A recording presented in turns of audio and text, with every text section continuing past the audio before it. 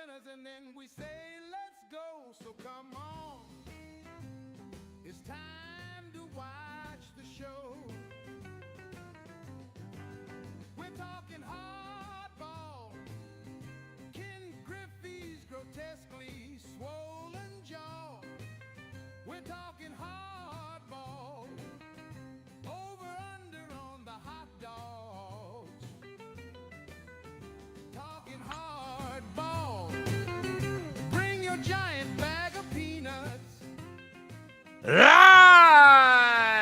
on a Friday afternoon, at least where I am, in Cleveland, Ohio, just outside of Cleveland, Ohio. Chris Macero is with me today. Chris, how you doing? Where are you?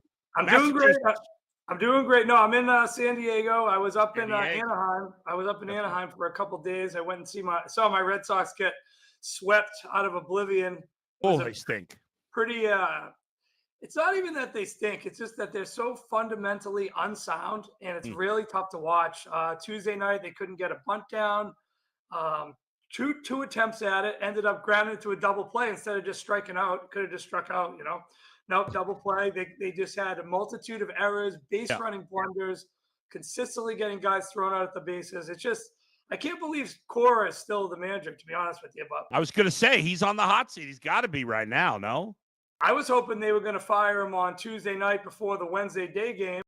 And then the Wednesday day game was just as bad. They jumped out to a 2-0 lead and just completely collapsed. He has a tendency to keep pulling these pitchers with only, 85 pitches, the starters with only 80 pitches, 90 pitches. God forbid anyone can go 100 pitches these days. When your bullpen is as weak as it is lately, it's just been a train wreck. This is Betting Weekly Hardball. It is 2 o'clock in the East, 11 o'clock where Chris and maybe a lot of you are out on the West Coast. We'll be coming to you for about 35, 40 minutes or so. It's part of the Betting Weekly studios under the Bet Rivers umbrella. Betting Weekly Fast Break will be coming your way later today at 3 p.m. Eastern. And, Chris, on a Friday, it's a full slate of games always, or pretty much always. So, and not usually any day games unless the Cubs are at home. So we got a full slate of 15 games, all starting at 6 p.m. Eastern or later. Before we do that real quick, just something struck a chord here, because you talked about not being able to bunt. I saw this video today. I don't know if you've seen this, of guys, baseball players practicing bunting by using a lacrosse stick and trying to catch the baseball.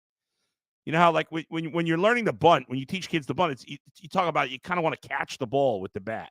You don't want to swing. You don't want to jab it like that. You want to catch it. And so they're practicing with a lacrosse stick, catching it in the net, which I thought was fascinating. But still, nobody can bunt. I have not seen that video. Yeah.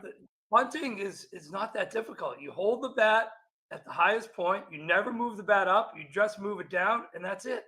You hold it at the top of the zone. If it's not a strike, you pull it back. I don't understand the problem. So, I mean, listen, to be fair, guys are throwing harder than ever, so it's easy for us to say it standing off the field. But no, I mean, it is a lost art, and very few players can do it. When we were growing up, I don't know how old you are. What are you, early 40s, late 30s? What are you? I'm 49, to be honest with you. Oh, look at you. You're looking good for 49. Nice job. I'm 54, so I'm older than you, but we're in the same bracket. Yeah. And so when we were coming up, you had a million guys that could bunt. And, now it's rare that a guy is good. I mean, you just don't bunt a lot. And for good reason in a lot of cases. I think we've learned that for the most part, sack bunting is stupid. But there are occasions where it's a smart thing to do, and guys just can't do it. I mean, it's pathetic. You should be able to. I mean, that's why I guess they never do it when the ghost run is on in extra innings, but you can do it every single time. I was at the game Tuesday night with a friend of mine, a little bit older than me, and he was saying how infuriated Rod Carew would get when he was the hitting coach for the Angels at a specific time, years back. The guys just couldn't get a bunt down. I mean, this is a guy that could bunt it left, right, center. He could bunt it wherever he wanted. He was just a magician with the bat. Yeah. So it is sad that they can't get a guy over when they need to. And if they can't bunt, they should be able to hit the other way, which they can't do either. Right. So. A lot of guys can't do that. It is frustrating. It is frustrating, especially when you're on that side of the team, which I was on the Red Sox that night. Very frustrating. They blew the game and they couldn't get a bunt down. So here we are. Yeah. All right. Let's see if we can get some winners for the folks out there today. If you have a question or a comment, drop it in the chat here at YouTube. And we'll, like I said, we got a bunch of games to go over today. And let's start with your Red Sox, who are at home trying to end their 5-game losing streak. They're playing the Blue Jays, who just took 2 out of 3 from Cleveland. Jose Barrios, Brian Bayo is a solid pitching matchup there. Jays have scored 4 or more runs in 8 of their last 10 games, so the Red Sox are going to likely have to have their hitting shoes on today. So I know there's been a lot of unders. We were talking about this before the show the last couple of days. Could this be a game that that bucks that trend and goes over, or no? It's tough to bet an over with this Red Sox lineup lately. Yeah, So fair. many holes. I mean, Wednesday versus Kikuchi. I mean, it was just like not home run derby. It was strikeout derby. He was striking everyone out. A lot of holes in the lineup. Some of the guys that really performed last year, like Duran, he's been very silent this year. Although I do have a stat against Berrios. He's 10 for 21, 5 doubles, 3 home runs, 5 RBIs. So he might be someone. Maybe he breaks out of it, getting against a guy that he's been, fairly productive against over the years. You could go look at it over total bases prop, 1.5 minus 117, maybe a home run prop plus 475 at Bet Rivers. If you're looking just to score a run, Duran, one of the fastest players in baseball. If he gets on, he's definitely due to steal. You can play over 1 run or half a run minus 110 or half an RBI plus 160. Those are just some ideas on this game. On the flip side, Vladimir Guerrero also hits Bayo pretty well. 417, 10 for 24, 4 doubles, 2 homers, 10 RBI. So 2 of the big hitters on both teams have some great stats against the opposing pitchers. As for the game, this is one of those Malinsky specials. I'm not sure if you're familiar with that term. Team goes on the road, 10 games, 9 games or more. This one on the West Coast, they do have a day off. But usually when they come back home, they seem to be like out of sorts a little bit, trying to get all their stuff back together. We've been gone for 2 weeks. The wife's yelling at me, the girlfriend's yelling at me. I have to go watch the kids when they get right back in town. So it's one of those games where, it usually works a little bit better if the team was on a winning streak instead of on a losing streak. But it's still a tough spot for the Red Sox coming off the West Coast trip, not playing well. I could not be on the Red Sox on a 5-game losing streak. I don't like the fact that Berrios doesn't pitch good against some of these Red Sox hitters. I would just look at some of these props, maybe a Vladimir Guerrero or Jarren Duran prop. One other player for Toronto, Springer, 8 for 25 versus Bayo with a double and a home run. So maybe over total bases with him, 1.5 plus 120. One thing to keep in mind for Vladimir Guerrero, he did get hit yesterday in the game against Cleveland, left the game early. He is his manager just said about an hour ago that he is expected to play, but you never know when a guy takes a hit on the hand. Those guys sometimes could get scratched right before the game. You never know. But as of now, Vladimir Guerrero Jr. is expected to play. All right, let's get to the next game here. The Mariners at the Rangers. Logan Gilbert, Nathan Eovaldi. Good pitching matchup here. The Mariners had won 8 of 9, but now they've dropped their last 2. Meanwhile, Texas has just kind of been up and down all season. What do you make of this game? Anything interesting here? Yeah, I was looking at maybe a K prop for Eovaldi. I saw Bet River 4.5 plus 112. Eovaldi's had more strikeouts than innings pitched this year. At home, he's been nasty. Unfortunately, he hasn't got a win. He's 0-0 with a 1.75 ERA. All his wins have come on the road. So I don't know. The only other guy that stood out for maybe a prop was Corey Seager. He's the only one on Texas who's hit Gilbert with a higher than 300 average, 7 for 23, no home runs though. So yeah, it's a weird game. The only question I have about, I would lean towards an under, but Gilbert on the road has been kind of rough. 1-0 with a 5.59 ERA. It's only 2 games, only 9.9 in the 2/3 innings pitched. So not a huge sample size. Most of his games have been at home pitching, but he hasn't fared well on the road. That's a substantial bump in ERA, 5.59 to his regular 3.12. So maybe look for an over. But again, Texas, we've discussed this before on the show, that they just they can't get out of their way hitting the ball. Just been having trouble scoring runs all year, especially in Eovaldi starts, because he has no wins. He has no wins in 4 starts at home with the 1.75 ERA is 0-0 record. So obviously Eovaldi's not getting much run support at home. So this is the only thing I would look at this game is maybe the K prop with Eovaldi.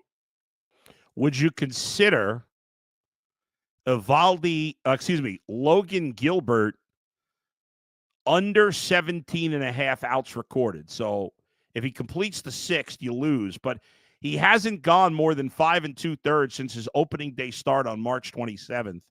The 2 starts he's had since coming off the injured list, he's only gone 5, and he has been inefficient because he gets a lot of strikeouts, and they've been taking him out early. He hasn't pitched more than 90 pitches in a game since April the 19th. So can I talk you into that? I could co-sign on that, especially he's had 2 starts on the road, only 9 2/3 innings combined. So right. Yeah, you figure he's not even going to be close to 17 2/3. So yeah, I could get on board. What's the juice on that for the under? Hold on. I see. The under. I see the over is minus 180, but I'm not seeing the under. Oh, that's good. If we like, yeah. Right. So, yeah, the over is minus 180. I'm not sure what the under is, but it's got to be good if the over is minus 180. So. Yeah, the only question again is, are the Texas bats ever going to come to life and take advantage of a guy who doesn't pitch well on the road? That's the big question. The Texas team, I've been scratching my head about the offense all year. Yeah, but it's been a huge shocker. The other team in Texas, the Astros, I know you've got your eye on them. They're hosting the Cubs tonight. The Cubs had been in their first slump, really, of the season for about a 10-day stretch, but they won their last 2 in St. Louis. Little benches clearing situation at the end of the game. They'll send the rookie Cade Horton, who's been mostly good, but was bad his last time out, against Brandon Walter, who got smoked his last time out. Astros are hot, though. They've won 4 in a row in 12 of 15. I know you're rooting for the Cubs in this one, but is there anything you like? Yeah, I'm rooting for the Cubs because I have Tampa Bay most wins in June, and Tampa Bay is playing just about as good as anyone has played all month, except the Astros, who just shocked me by sweeping the Phillies. I couldn't believe the Phillies were only able to muster 1 or 2 runs in the whole series. I think 1 run in the entire series. They got shut out twice. Just very shocking for that Phillies lineup to get just shut down by Houston pitching. Today, a little different story because Walter is not one of the more experienced pitchers. He's only pitched 1 game at home, albeit a very good start, 1-0 with a 1.35 ERA in Houston. So tough to go against either one of these teams. They've both been one of the 2 of the best stories in baseball this year. They've been hot. They've had streaks. They've been hitting well, pitching well, and like you mentioned, 17 wins in June for Houston. I'm rooting against them, but I have no play on this game. It'd be tough to go against the way the Astros are playing right now, even though the Cubs have been playing, fairly well. I mean, Houston, 30-13 at home. What a home record. Yeah, they've been amazing at home. And they got off to a slow start this year, but they've played very well since April. Next game is the Cardinals at the Guardians. Big note here. Guardians manager, I was listening to him earlier today. Guardians manager Stephen Vogt said that Jose Ramirez will not play for the Guardians after he got hit in the hand by a pitch. Again, Guerrero gets hit, and then Ramirez gets hit. Who knows what was done on purpose? But Ramirez, who is their only big-time producer in their lineup, obviously that Guardians lineup, you got him, you got Steven Kwan, Manzardo solid, not much else. But without Ramirez, an already weak Guardians lineup is even weaker. They'll play the Cardinals, as I said. And the game's in Cleveland, but the Cardinals are a minus 129 favorite. The over-under is 8.5. I mean, I kind of like the under in this one. That's where I'm leaning. What do you think? I will say one thing. I know Ramirez obviously is their most potent hitter. He does have very subpar stats against Gray, so maybe not a bad night for him to take it off. Just in a big sample size too. I think he's like a 200 hitter or below. Oh, I want to go back one more thing to the game before the Houston Cubs game. The last 10 Cubs games versus AL West have gone over. So for whatever that's a good worth, one. And you got two pitchers who aren't the top tier pitchers for both teams. Maybe something to look at. Just wanted to mention that. As for this game, another fluky, trendy stat. You said the over, but for some reason, the last 10 night games for the St. Louis Cardinals against the AL have gone over. So that's another one for what it's worth. Yeah, that is interesting. Yeah, I mean, go ahead. No, I was going to say that Luis Ortiz He's been a little up and down for the Guardians. There's been more good than bad. I mean, he had two bad starts back-to-back, June 9th, June 15th, in which he gave up 10 runs in 10 innings. But besides that, his other six starts in his last 8 have all been 3 runs or less, and he pitched great against the A's last time out. A lot of strikeouts too. So yeah, I mean, it's tough to bet an over without Jose Ramirez in the lineup. oh, under. I'm on the under. Okay, no, I'm just saying. I'm based on the trend of the last 10. Right. Last 10 St. Louis night games versus the AL. Some reason have gone over it, and I would say it is tough to bet the over without Jose Ramirez. But Sonny Gray, 5.88 ERA on the road, so that's something to look at. Obviously, he's been really good this year, 3.72 with 7 wins, only 2 losses. But to see that road ERA as high as it is, 2 runs higher than the regular ERA, something to look at. Couple guys that have fared well versus the opposing pitcher. Quan, 7 for 23 versus Gray, 304. And Brandon Donovan, 5 of 6, a very short sample size, but 5 of 6, 2 doubles, 3 RBIs versus Ortiz. So if you're looking at a player prop, you want to get involved in this game, maybe look towards Brandon Donovan for a total bases prop or a RBI prop. Folks, subscribe to the Betting Weekly Insider at bettingweeklystudios.com. It's our newsletter for this week's free guide to the Wimbledon Championships. There was a special live show this morning with Nigel Seeley, Rory Giovanni, and Tim Dennis breaking down the bracket for Wimbledon. As always, live shows available on demand at YouTube. We've got you covered on every sport, from tennis to soccer to baseball to hoops. Back to baseball, the Mets and the Pirates. Mets have these are two teams that are overall playing terrible baseball lately. Obviously, the Mets played great early in the season. Mets have bounced back and won 2 in a row after losing 10 of 11. The Pirates have stunk all year. They've lost 8 of 11. Could I talk you into the Mets or no? Is it too big a number to go with, or minus 143? It's one of those games where it's just a stay away. You kind of want to bet the Pirates due to the fact that the Mets, Griffin Canning yesterday, what seems like another Achilles injury. It just seems to be going around. He comes out after 2 2/3. He was actually one of their better pitchers. They got Peterson going tonight, who's been pretty good, 5 and 3, 2.98. But you figure he doesn't pitch that many. He averages six innings on a good day. Are they going to have to get to that bullpen that pitched a lot of innings yesterday? Yeah, so you would think Pittsburgh might be the play, but then you look at Pittsburgh. They've lost 2 in a row, and they have Keller going. What's Keller's record?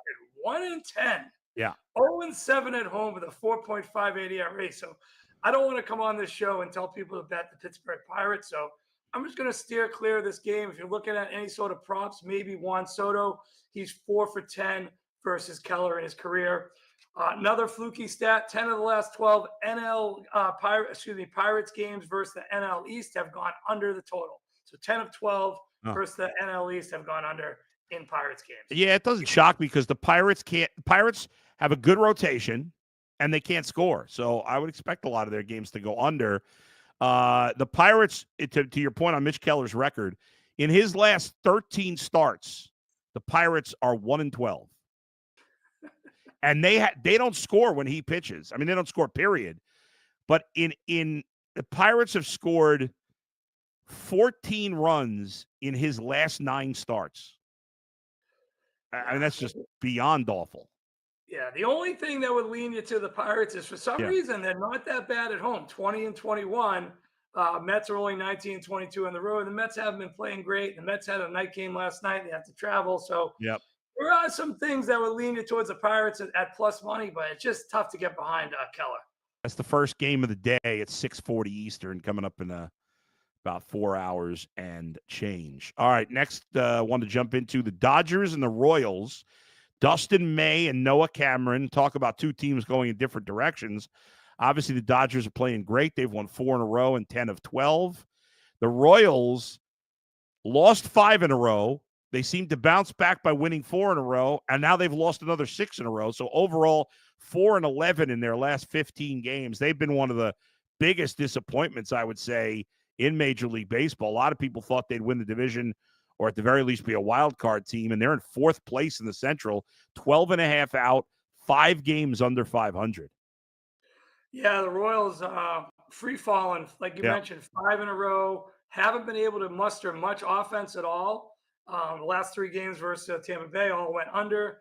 Dodgers 4 in a row they've won, but they got May going, and May doesn't really bring much confidence to the table for me. He's 1-3 on the road with a 5.94 ERA, so not great numbers. I might lean towards the over here, even though the Royals have had trouble scoring of late, just due to the fact May, like I mentioned, not very strong on the road. And the Dodgers seem to just, put up numbers no matter where they play. In each of the last 9 Dodgers games versus the AL have gone over the total. Another one of those stats. It is a little bit of a high total, but sometimes I like to see that because the odds makers are thinking the same way I'm thinking, that this game might be, warm weather, middle of the country.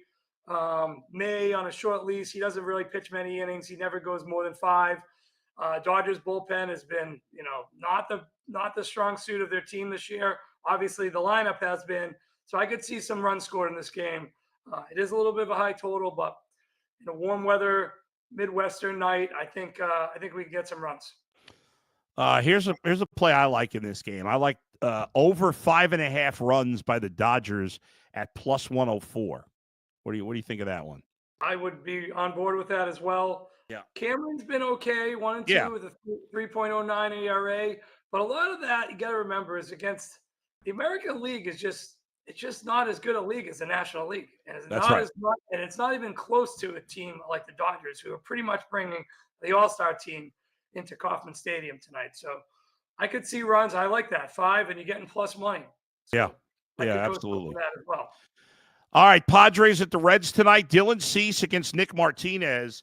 You look at Cease's numbers; they're kind of misleading. I wanted to throw this at you here. You look at his ERA for the season, and obviously there were a lot of expectations for Dylan Cease coming into the season. You see his ERA is 4.43, and you're like, well, he's got a bad record, and you say, well, he's not having a good year. But it's a little misleading, and I'm going to tell you why. Dylan Cease has had 2 starts this year where he got absolutely destroyed. One of them recently against the Dodgers on June 16th. He gave up 6 runs in 5 innings. And then even worse, early in the season, April 8th, he gave up 9 runs in 4 innings against the A's. If you take out those 2 starts, his ERA for the season is 3.22. So obviously, you take out anybody's two worst starts, you're going to improve their ERA. But I think the 3.22 ERA is more of an indicator of how Cease is pitching this year, if you take out those 2 anomalies or the bad starts. So meanwhile, Nick Martinez has bounced back and forth between the bullpen and the rotation. He hasn't started a game since June 13th, and when he did pitch 2 weeks ago, he didn't pitch well. Reds, though, did take 2 out of 3 from the Yankees, which was impressive. What are you thinking about this game? I'm thinking that the Reds might have been a little bit overexcited playing that Yankee series. It might be a little bit of a letdown. And I like the way the Padres bats have hit Nick Martinez. Overall, 343, 3 homers, 12 RBIs, and only 70 at-bats. So the majority of this Padres lineup has really hit Nick Martinez. Now, Nick Martinez also pitched for the Padres, so they're very familiar with him. To your point on the Cease game against the A's early in the season, if you remember, he came into spring training in the regular season with this giant beard. And after that game, he ended up shaving it off because it was such a horrific performance. You're right. He's up and down. He's just not a guy I could really trust, but I can see your point. He's probably due to pitch well tonight. A couple guys that might be worth a look on props. Gavin Lux for the Reds, 4 of 7 versus Cease. Bogarts, 5 of 13 versus Martinez, and Machado, 4 of 11 versus Martinez. 7 of the last 8 Padres games versus the NL Central have gone under the total. I see you're showing 9 up there. I saw our 9.5 earlier, so maybe the money is coming in on the under. I kind of like both Manny Machado and Luis Arraez over 1.5 total bases. For Machado, it's minus 132. For Luis Arraez, minus 105. Both those guys, as you mentioned, have had success against Nick Martinez. And in Machado's case, I might need 2 doubles. I might need 2 singles from Arraez because he's not a big extra base hit guy, although he has homered off Nick Martinez. And you talked about it. Machado has owned Nick Martinez, and obviously he is an extra base hit guy. So That's my play on that one. And Arise knows how to bunt. That's true. He's great. He's one of the few. We talked about it earlier. Not a lot of guys these days that know how to bunt, but he's certainly one of the few who can. Folks, coming up a little bit later, again, it's a Betting Weekly Fast Break. That will be coming your way at 3 o'clock, WNBA action. So that's it right now. The draft is over, and the NBA is over for a while. Well, Summer League basketball will be here before you know it. And, you could always find something to bet in there. Shane sends a message in the YouTube chat, says he's heading to Kansas City to see Ohtani pitch tomorrow. Yeah, it's interesting. Last year, Ohtani had that 50-50 season. It was crazy. He wasn't pitching at all. He started pitching a little bit this year. We haven't seen him pitch much, obviously, in the last couple of years, but it's a reminder of just how remarkable this guy is as one of, if not the best hitter in baseball, and he could pitch. It's just insane. Yeah, I wonder if they're going to start stretching him out more. Is the plan for him to be a starter in the postseason, or I'm not sure. Which I think they should use him as the closer.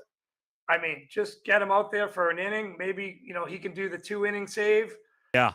I'm not sure. I think a lot depends on what Ohtani wants to do. I think Ohtani kind of runs the organization. So. I mean, he does. I mean, look at all those ads. Look at all those ads out on the wall and on the mezzanines everywhere at Dodger Stadium. I mean, it's more than 50% Japanese stuff. And he tells them when he's going to pitch and what's going to happen and how many innings and all that. So, but I think they should set him up to be the closer or come in for a 2-inning save in the playoffs. I think that'd be a really deadly weapon for the Dodgers come playoff time. Not have to stress about the last inning. Yeah, it's a good point. It's a good point. And you could use him, like Tanner Scott's a good closer, but he hasn't had a great year this year. And you could be strategic about it. Like if the best of the other team's lineup is coming up in the 8th, well, maybe you pitch him in the 7th and 8th, and then you have Scott pitch the 9th against the bottom of the lineup or whatever. They could kind of use him like you may remember the Indians did with Andrew Miller in 2016, where they just, whenever it was the toughest spot in the lineup, you bring him in. But it's a good point. Ohtani certainly pitching just an inning or two instead of starting could be a very valuable weapon for the Dodgers in the postseason, as if they don't have enough valuable weapons. Yeah, but what are they going to do in the play? I mean, if they're getting him, if they're pitching him now, obviously they want to use him at some point, but they're not going to roll him out there for 2 innings in the the National League Championship Series and then kill their bullpen. Who knows? I mean, they have so many different arms, and it seems like every other day there's a new opener, and they piece it together. I don't even can't follow that. It's not like the old days when Bob Welch was going out there for 9 innings every 5th day. Right. No doubt. All right, next game we mentioned we've referenced the Yankees a little bit here. A's at the Yankees. The Yankees did win yesterday, but they've still lost 9 of 13 overall.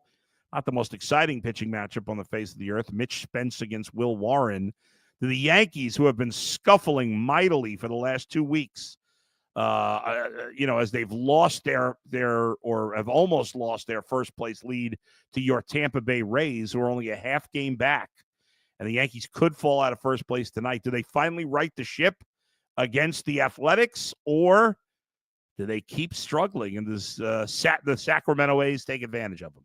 I mean, I can't get behind the Yankees at these ridiculous prices. If you've been fading the Yankees this month, you're having a great month. I've been fading them a little bit. I've been playing this under, which I mentioned on the show Tuesday, straight through. I've had it like maybe 5 or 6 straight times. This is the 14th game in a row that the Yankees have gone under the total. It's the longest streak in the history of their franchise. Wow. I'm not sure how far the odds go back on that.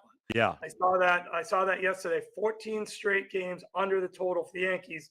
So that would be my play. I'd look to under. I'm going to definitely play this again. I'm going to play it till it loses. So yeah, I'd be on the under. I was trying to find some decent props for Warren strikeouts because the A's are top. They're tied. They're right at 10th or 11th most strikeouts in Major League Baseball with 683 strikeouts. And Warren has been striking out guys at a higher clip, more than 1 per inning. But it's really tight because he doesn't stay in the game that long. He only pitches the last 4 starts, 6 1/3, 6 innings, 5 1/3, 5 2/3. And he had 6, 11, 6 and 10. Yeah. And they set the strikeout prop, obviously 5.5 at minus 250, 6.5 minus 127. If you were going to play this, I would just advise playing like an alt prop, like maybe you go to 7.5 or 8.5, because if he's going to have the big game like he's had twice in his last 4 starts with 11 and 10, maybe he just goes way over. But I wouldn't risk laying the big juice minus 250. He has a tendency of getting pulled out of the game pretty early. Yeah, if you do go over 8.5, we've got it at plus 285 right now at Bet Rivers, over 8.5 Ks. So that would be certainly a nice payday for that one. Yeah, you go figure 50% of the time in his last 4 starts, 50% of the time he's gone over that number. Yeah, and you're getting plus 285, so you're getting better than 50% value. So it might be worth a shot. I mean, I wouldn't play the minus 5.5 and lay a huge number like that because he could just end up with 5 and you're going to get killed. But hey, take a little shot at a higher alt number. It might be worth it. All right. Next game, we've referenced the Rays a couple of times, so let's talk about them. Rays and Orioles, 7:05. That game on Apple TV tonight. Ryan Pepio, who's pitched very well since being acquired by Tampa last year, will be on the hill. Tomoyuki Sagano has been one of the few bright spots for Baltimore, at least in their pitching staff this season. So pretty solid pitching matchup tonight. Rays have been very good on the road, 19-12. So not a lot. It's a damn good record for a road team. So what do you make of the Rays against the Orioles tonight? Yeah, I'm going to be rooting for the Rays. Obviously, like I mentioned, most wins in June. But I caught Sagano last time versus the Yankees. He had a pretty good effort, held the Yankees in check. He's a decent pitcher. He's one of the bright spots for the Orioles pitching staff, who doesn't have much of a staff. Although Rogers pitched pretty well the other day, which was kind of shocking. This Orioles lineup trying to get themselves in gear, they're just not clicking on all cylinders. They'll have one guy, get hot, and then another guy get hot, but they're not getting hot all at the same time. Another one of those stats I had here: 8 of the 9 Baltimore games versus AL East opponents have gone under the total. So 8 of the last 9 have gone under. Tampa's on a 3-game under streak against those games I aforementioned against Kansas City. So maybe look towards the under again. I'm actually, if I was going to play this, and I might look into it a little bit more, I like maybe a first 5 under. This Pepio has pitched really well, but this 3rd time through the lineup, he seemed to have a little bit of trouble. He gave up a few blasts to Detroit his last start, even though he did pitch well at the beginning of the game. So it's just maybe a first 5 under for me. I'm going to take more of a look at that after we get on the show. One other thing in this game that I wanted to look at is, as good as Sagano's been, he's been great. I mean, he's only given up more than 3 runs once, and in that start he gave up 4. He hasn't had one terrible start all year, but he doesn't get a lot of strikeouts. So one thing I was looking at is the under on his strikeouts. You can get, well, man, it's really low because he doesn't strike. To get plus money, you got to go under 2.5. I guess I can't go that low. Under 3.5 strikeouts is minus 150.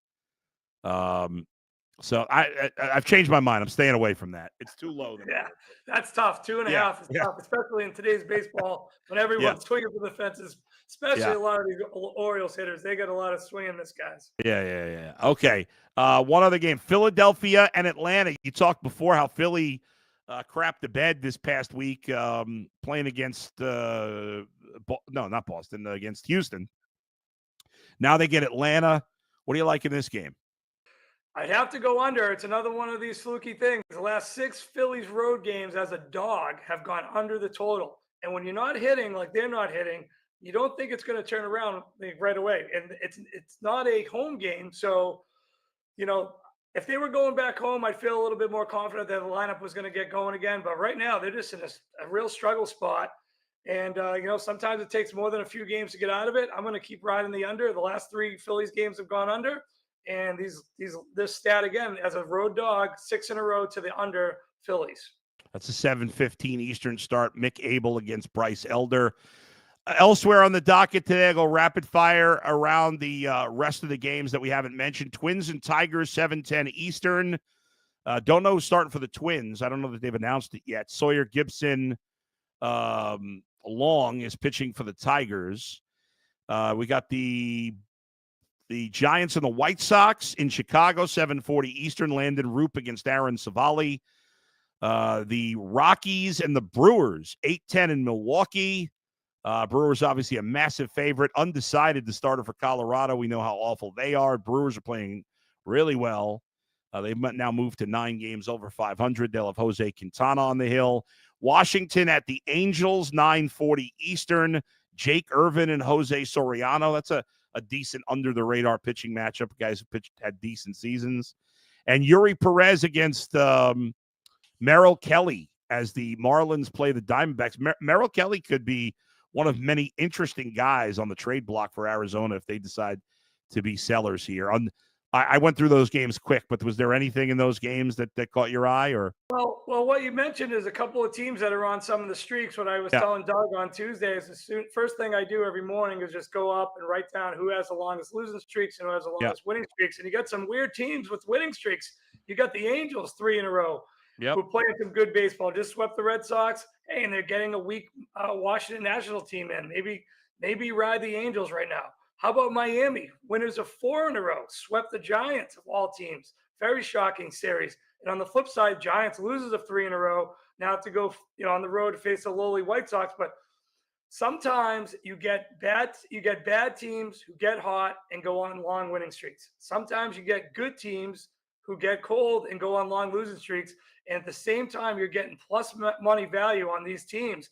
You just have to be able to bite the bullet and just grin and bear it and take those teams. And sometimes you end up, you're on your own little 8-game winning streak with a team you thought you would never be betting this entire season, like maybe the Los Angeles Angels. Or you'd be riding the Miami Marlins. Who thought the Miami Marlins are going to win 8 in a row? They might not, but hey, they got 4 in a row. They just swept the Giants at San Francisco. What's to say they can't roll it through another 4 games? Yeah, you never know. I mean, that's what's crazy about baseball, right? Even the worst teams usually win at least around 60 games, although that wasn't the case for the White Sox last year. Probably won't be the case for them this year, and probably won't be the case for the Rockies either. But for the most part, even the worst teams win 60, and even the best teams lose 60, unlike any other sport. All right, thanks to Shane and Alex for producing today. Thanks to all of you for watching and listening today. Before we say goodbye, let's recap, Chris, who you like today. I'm going to definitely get involved in some of the Jarren Duran props. I'm going to go over total bases 1.5 minus 117. I'm going to play over half a run and half an RBI minus 110 and plus 160. He has great stats against Berrios. You can't deny it. 10 for 21, 5 doubles, 3 home runs, 5 RBIs. So Jarren Duran needs to break out. He needs to come back to last year's Jarren Duran if this Red Sox team has anything going for itself. And I was going to get on the Vladdy props too, but I'm going to be a little curious about that injury with his hand. So maybe I'll sit out the Vladdy props. All right. What else do we like here? Maybe the over in this Cubs Houston game. That's a pretty strong trend. The last 10 Cubs games versus the AL West have gone over. So let's go with that as well. Let's go over Cubs Houston 8, and let's play some Jarren Duran props in this Red Sox Toronto game. All right, I like the Dodgers over 5.5 runs. I like the Cardinals Guardians to be under 8.5 runs, and I like Luis Ariz and Manny Machado over 1.5 total bases.